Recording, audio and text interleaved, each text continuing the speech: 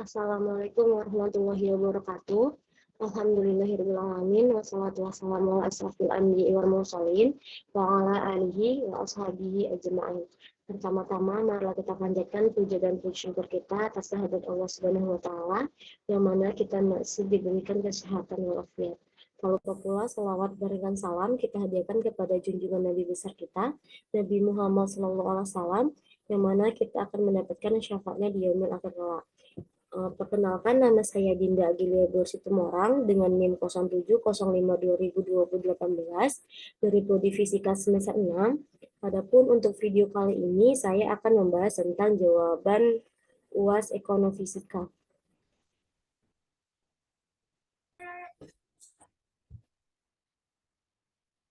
Dengan Bapak dosen yaitu Bapak Pandapotan Harahap SPD MPD MPFIS. Baiklah, adapun untuk materi UAS yang akan saya presentasikan yaitu tentang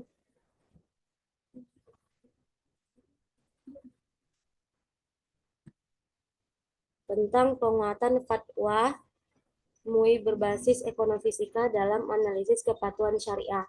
Dengan yang pertama itu adalah deskripsi dari ranah fisika dalam ekonomi, yang kedua adalah fatwa DSN MUI, yang ketiga itu adalah bisnis berbasis networking ragam bentuk dan kombinasi pada fatwa DSN MUI yang berbasis dengan ekonomifisika.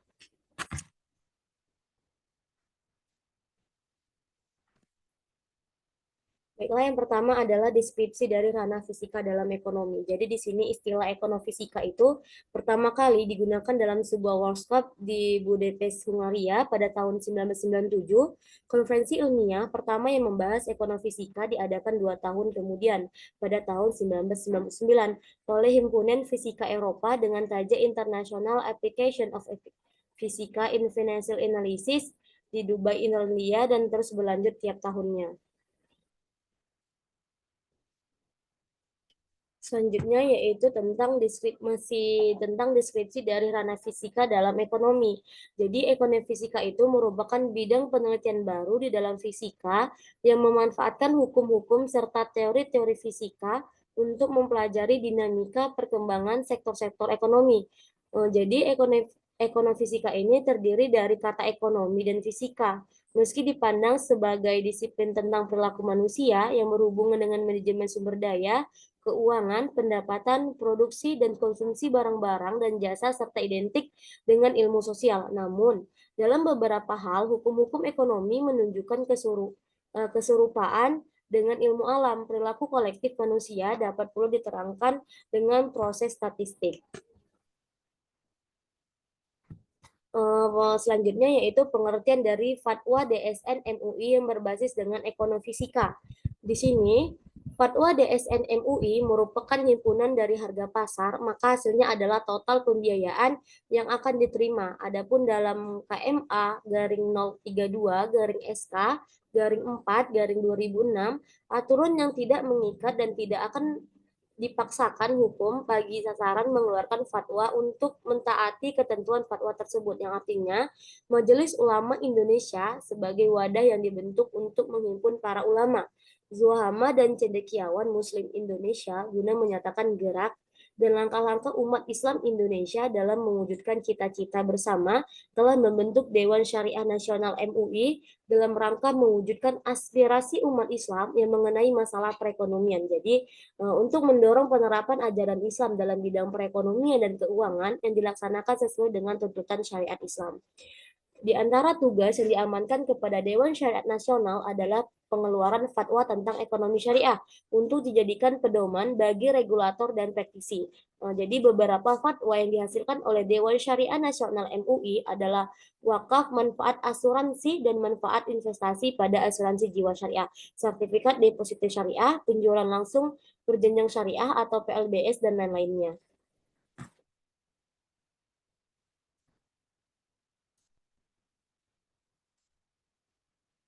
Selanjutnya itu adalah bisnis berbasis networking, ragam bentuk dan kombinasinya. Yang pertama itu ada berbentuk salam, yang artinya pembeli mengisi formulir data, memilih produk dan mengirim atau mentransfer dulu uangnya, mengirim bukti transfer, dan konfirmasi. Selanjutnya tinggal menunggu barang sampai ke pembeli dalam beberapa hari. Sampai di sini tidak terdapat masalah dan pelanggaran syariah dalam bermuamalah. Cukup memastikan seberapa amanah penjual kepada pembeli.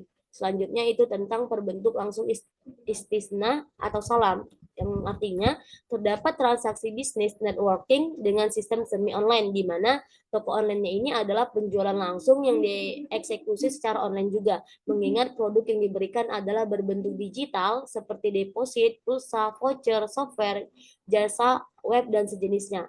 Yang ketiga yaitu berbentuk pemasaran langsung dan berjenjang, yaitu bentuk ini tak lain dikenal dengan multi-level marketing atau MLM, dengan produk yang konvensional maupun digital. Dari sisi produk tidak terdapat masalah, mengingat aspek produk dengan kategori halal produk, pengelolaan dan cara mendapatkannya. Menurut Fatwa DSN MUI untuk PLBS, produk dan harganya tidak boleh di-markup, sehingga dengan produk yang hampir sama di pasaran terdapat perbedaan yang sangat jauh, kecuali memang produk spesifik dan tidak ada di pasaran seperti produk digital.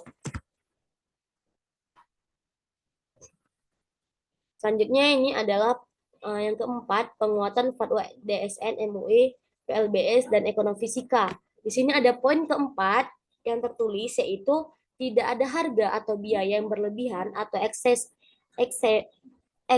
markup, yang artinya sehingga merupakan konsumen karena tidak sepadan dengan kualitas atau manfaat yang diperoleh.